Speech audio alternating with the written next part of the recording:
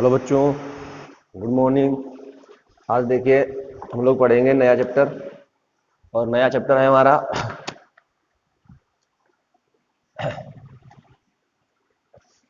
वर्ग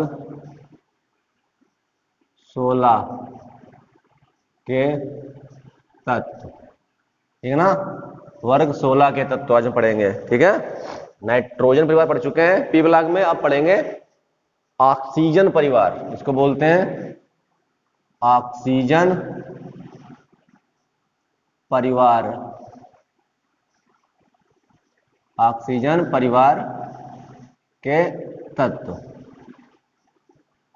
ऑक्सीजन परिवार। ठीक है ना, ऑक्सीजन फैमिली पढ़ेंगे अब हम। तो क्या क्या है ऑक्सीजन फैमिली में, देखिए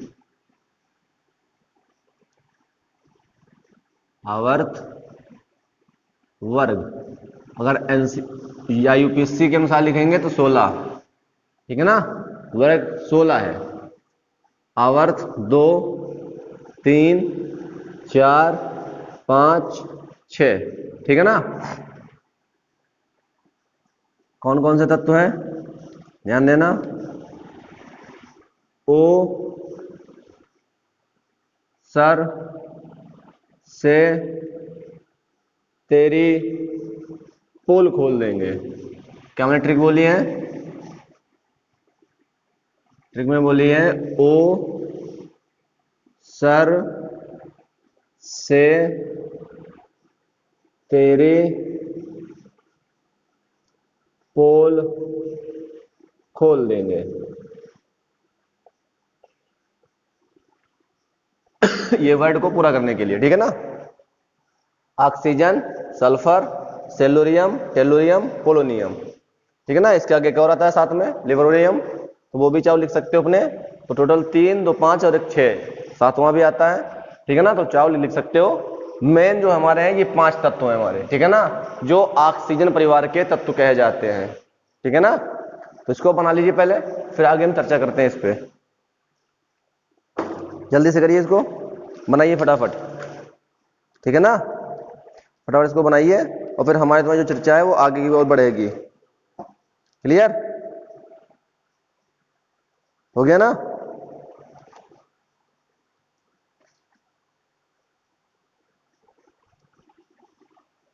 हो गया, चलिए लास्ट चाहो तो लिख सकते हो बेटा। सातवां आता है एलवी।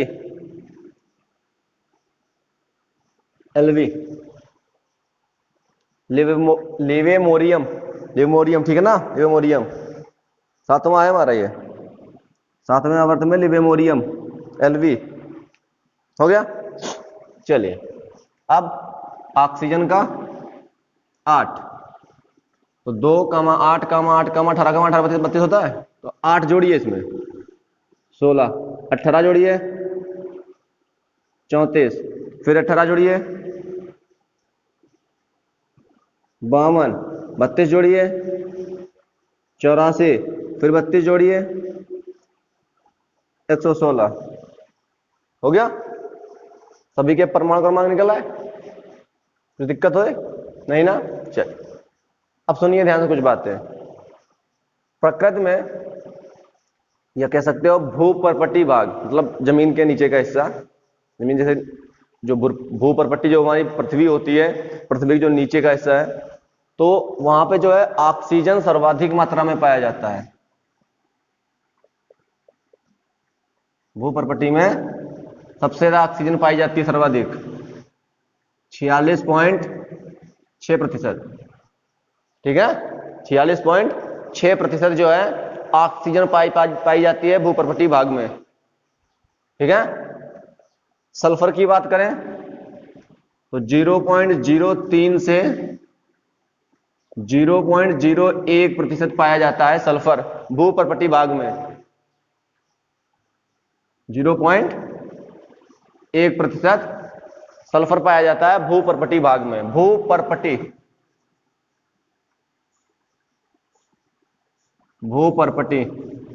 में अयस्क में पढ़ा होगा ना ये नाम भूपर्पटी।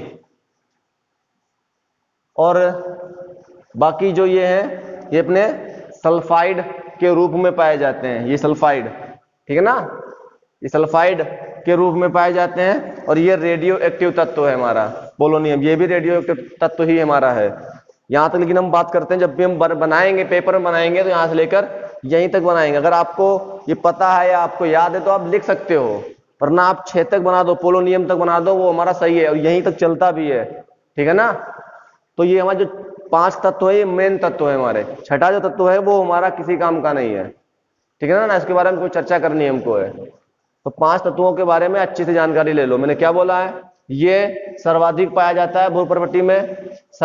जो सल्फर है हमारा वो 0.003 से 0.1% पाया जाता है। ये अपने सल्फाइड के रूप में पाए जाते हैं, सल्फाइड अयस्क के रूप में पाए जाते हैं, कह सकते हो। अब यहाँ पे सल्फर की अगर मैं बात करूं तो आपने नाम सुना होगा वोल्केनो, मतलब ज्वालामुखी। जो सल्फर है हमारा वो ज्वालामुखी से जो गैसें निकलती हैं, जो ज्वालामुखी होता है जो फटता है, तो उसमें से जो है सल्फर बहुत अधिक मात्रा में पाया जाता है ज्वालामुखी में। ये पॉइंट याद रखना कि सल्फर जो है सबसे ज्यादा ज्वालामुखी से निकलता है या ज्वालामुखी में पाया जाता है। ठीक है ना, मतलब वहां पे जो है ज्वालामुखी से जो है सल्फर डाइऑक्साइड गैस भारी मात्रा में निकलती है, SO2। ठीक है ना, इसलिए वहां पे ये जो है सल्फर अधिक पाया जाता है हमारा। क्लियर हो गया ना पॉइंट हमारा? क्लियर। वर्ग कौन सा है? 16 है। कौन सा? ऑक्सीजन परिवार के तत्व। क्लियर हो गया ना पॉइंट हमारा? चलिए इसको बना लिया। अब इसके नीचे जो है लिखिए, लिखिए, देखिए दीर्घाकार आवर्त सारणी के, दीर्घाकार आवर्त सारणी के पी ब्लॉक के वर्ग 16 में, पी ब्लॉक के वर्ग 16 में 6 तत्व हैं, 6 तत्व हैं, 6 तत्व हैं। सभी के नाम लिख लो, सभी के नाम लिख लो।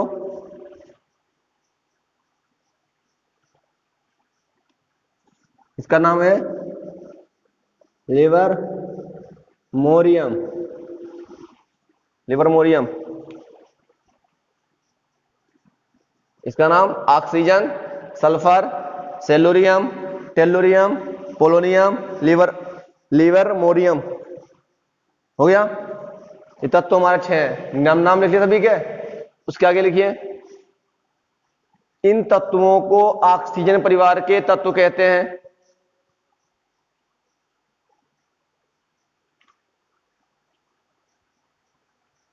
हो गया?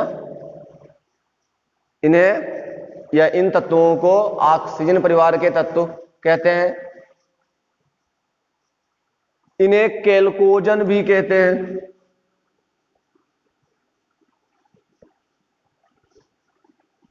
इन्हें केल्कोजन भी कहते हैं। केल्कोजन का अर्थ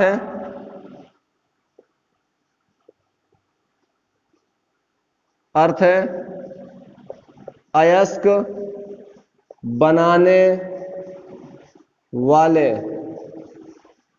अयस्क बनाने वाले। ये सभी अयस्क बनाते हैं, इसलिए इनको हम केल्कोजन बोलते हैं। ठीक है ना, जैसे आपने सुना होगा Al2O3 एल्यूमिनियम का ऑक्साइड है।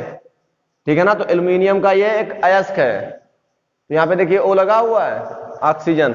और ये मैंने बोला था ना, ये सल्फाइड अयस्क के रूप में पाया जाए। जिंक सल्फाइड पढ़ा है ना, कॉपर सल्फाइड, कॉपर ग्लास जिसका नाम बोलते हो आप। तो ये सब क्या है? ये सब अयस्क बनाने वाले हमारे तत्व हैं, इसलिए इनको हम केल्कोजन बोलते हैं। केल्कोजन का अर्थ क्या है? अयस्क बनाने वाले। नोट कर लिया? आगे लिखिए, इनके निम्नलिखित लक्षण, इनके निम्नलिखित लक्षण, इनके निम्नलिखित लक्षण इनकी आवर्त सारणी में, इनकी इनके निम्न लक्षण इनकी आवर्त सारणी में वर्ग 16 में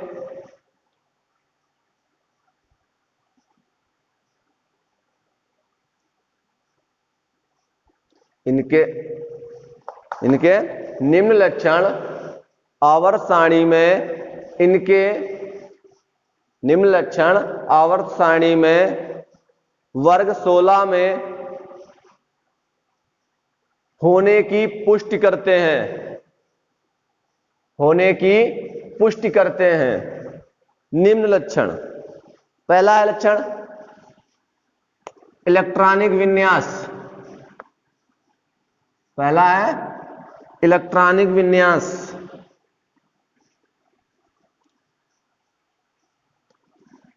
इलेक्ट्रॉनिक विन्यास,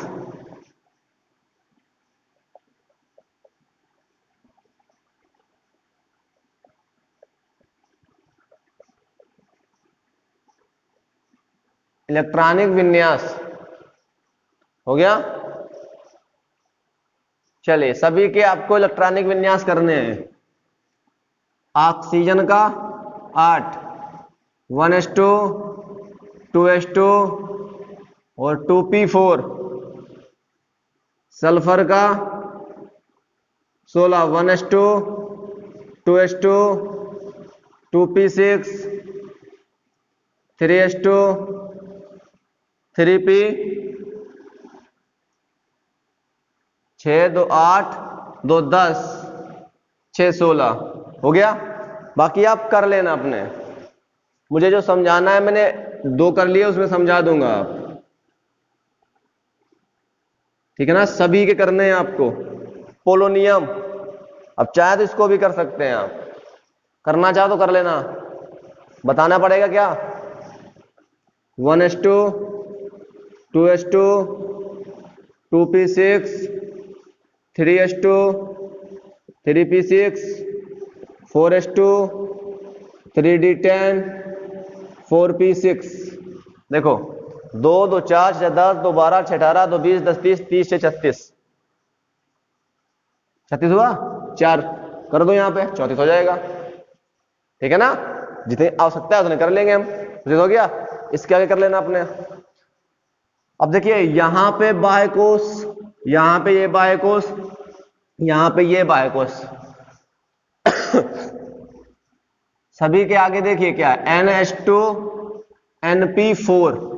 सभी के बाह्य कोश में कितने इलेक्ट्रॉन है टोटल, 2 और 4 कितना हुआ, 6, टोटल 6 इलेक्ट्रॉन है सभी के बाह्य कोश में।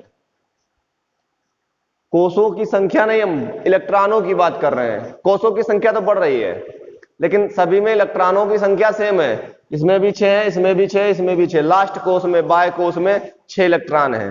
पॉइंट क्लियर हुआ हमारा। तो क्या लिखना है इसमें, ऑक्सीजन परिवार के तत्वों का इलेक्ट्रॉनिक विन्यास या इनके बाह्य कोष का इलेक्ट्रॉनिक विन्यास NH2NP4 है। और आंतरिक कोष पूर्ण रूप से भरे हुए हैं या पूर्ण भरे हुए हैं। देखिए इसमें 2 होने चाहिए, 2 है, इसमें 2 होने चाहिए, पूरे के पूरे भरे हुए हैं। देखो 2 8 18 और लास्ट में 6। बाकी आंतरिक वाले, अंदर वाले भरे हुए हैं। बाह्य कोष में 6 इलेक्ट्रॉन है, यानी कि बाह्य कोष का जो इलेक्ट्रॉनिक विन्यास है वो NH2NP4 है। क्लियर पॉइंट हो गया। अब इसके आधार पर अगर हम इसकी वर्ग संख्या निकालें, देखिए वर्ग कैसे निकालते हैं।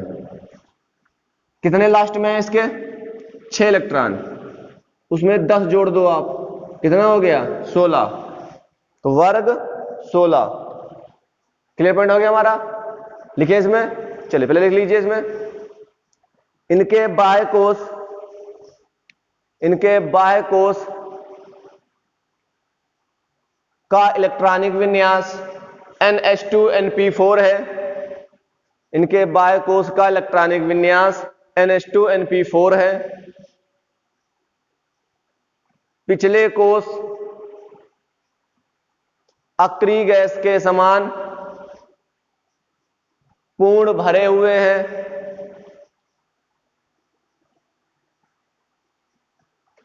पूर्ण भरे हुए हैं। बाह्य कोष और पिछले कोषों, बाह्य कोष और पिछले कोषों का इलेक्ट्रॉनिक विन्यास एक समान होने के कारण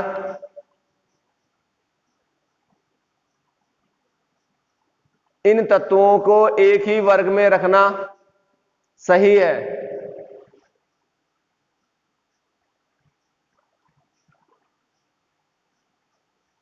तथा इनके बाह्य कोश में 6 इलेक्ट्रॉन है तथा इनके बाह्य कोश में 6 इलेक्ट्रॉन है। अतः इनकी वर्ग संख्या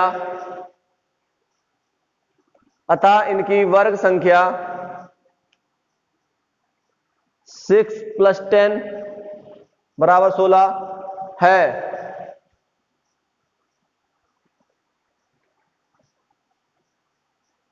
हो गया था ना। और सभी के नीचे इलेक्ट्रॉनिक विन्यास लिख देना। ठीक है बेटा, हो जाएगा ना हमारा? क्लियर है ना पॉइंट हमारा? चलिए, हो जाएगा। चलिए अगली हेडिंग डालिए, अगली हेडिंग डालिए।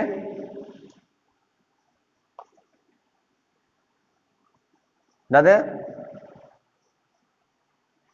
परमाणु त्रिज्या। अगली हेडिंग क्या है हमारे? परमाणु त्रिज्या।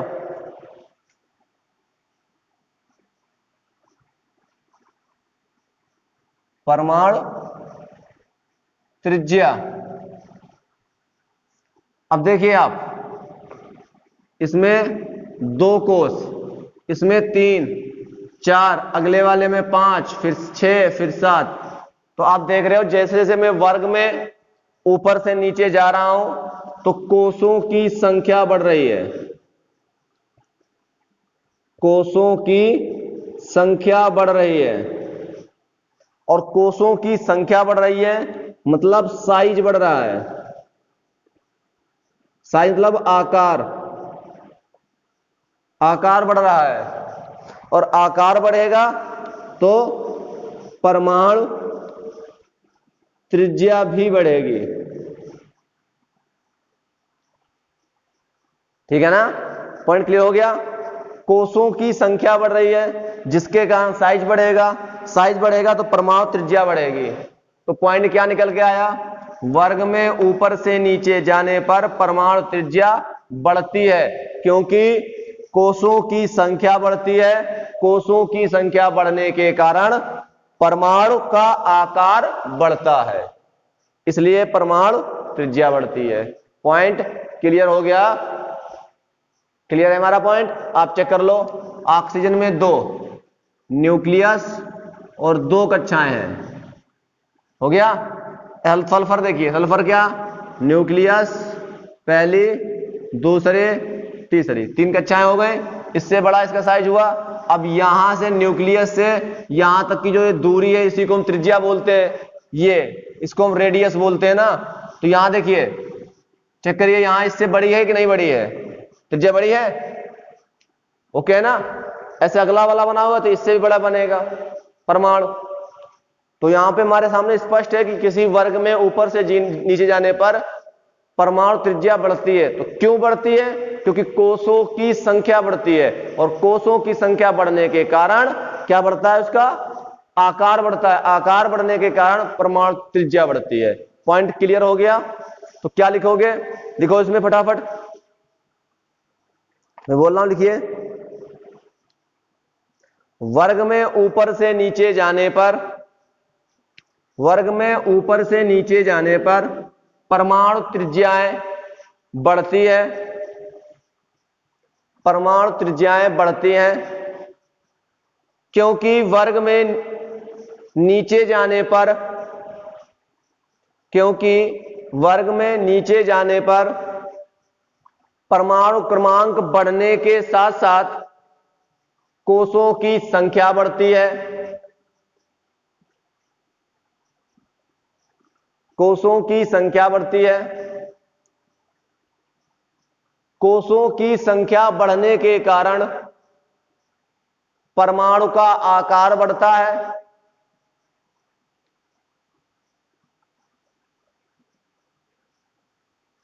परमाणु का आकार बढ़ता है,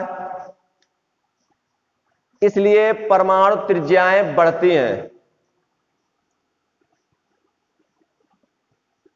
हो गया।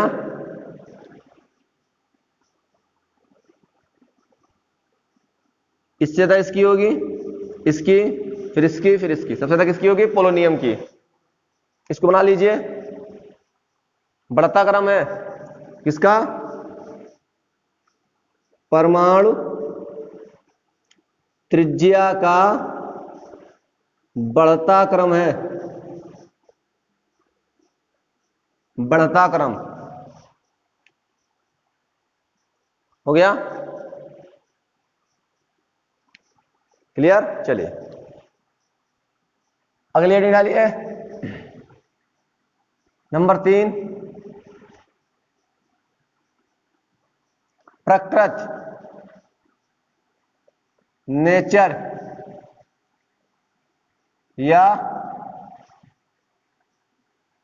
धात्विक गुण या लक्षण, जो भी कहो। हो गया? चलिए आगे देखिए, सुनिए और समझिए इसको। जैसे जैसे हम नीचे जा रहे थे साइज बढ़ रहा था, साइज बढ़ता है तो इलेक्ट्रॉन जो बाह्य कोश में है या जो संयोजी कोश में है, इलेक्ट्रॉन जो बाह्य कोश में है उस पर जो है नाभिक का आकर्षण बल, नाभिकी आकर्षण बल,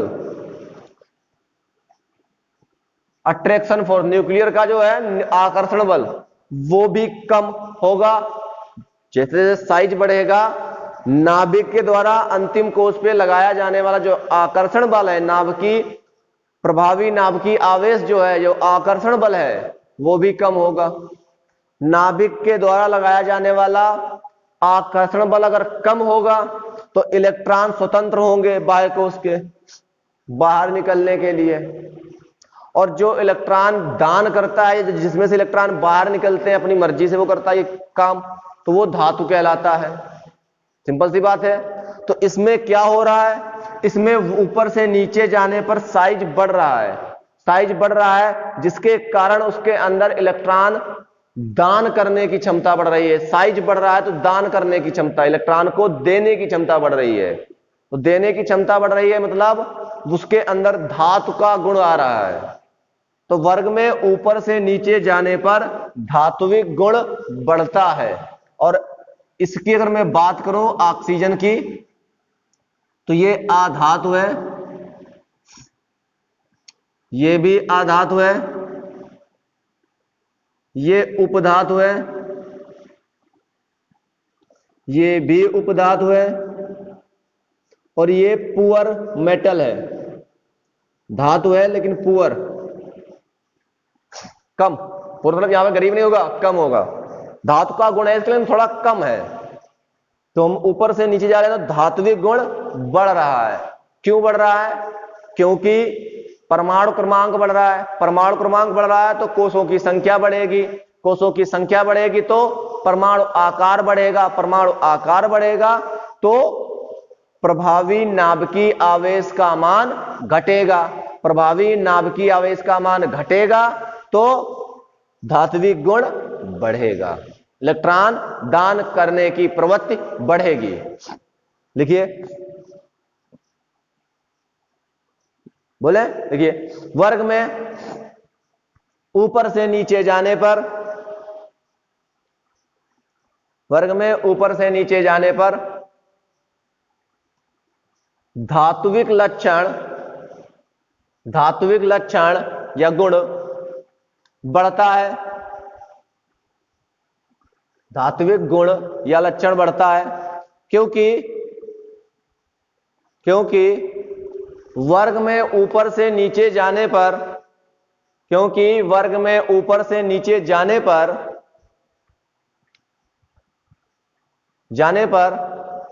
आकार बढ़ने के साथ साथ, आकार बढ़ने के साथ साथ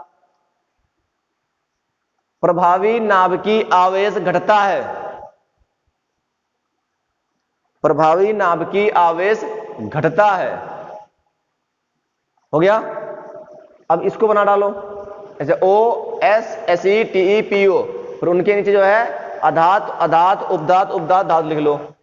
ठीक है ना, बना के दिखाएं ऐसे, ऐसे बनाओ।